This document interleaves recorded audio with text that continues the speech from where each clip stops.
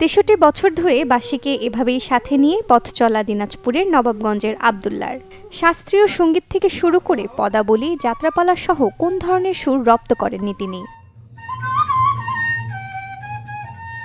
১২ বছর বয়সেই বাঁশের বাঁশিতে পথ চলা তার। এখনও বাজিমাত করে চলেছেন ৭৫ বছর বয়সী এই বৃদ্ধ। সুরের আলোয় ছড়িয়ে যাচ্ছেন দেশ ছেড়ে দেশের বাইরেও।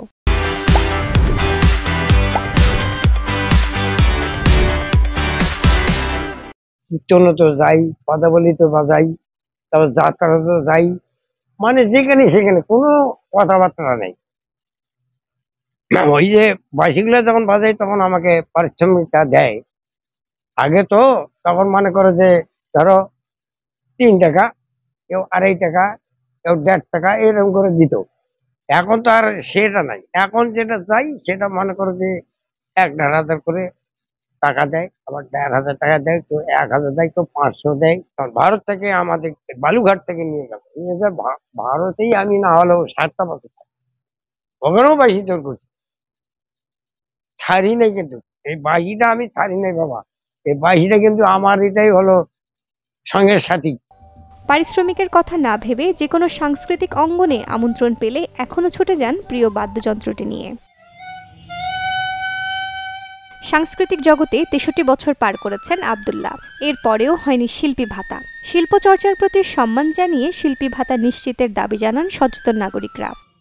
আমার যে মনে করেন যেমন একটা শিল্পী ভাতা পায়, এরকম যদি আমাকে একটা শিল্পী ভাতা করে দিত ১২ মাসের জন্য, তাহলে আমি কত একটা ছেলেমেয়ে নিয়ে আনন্দই থাকতাম।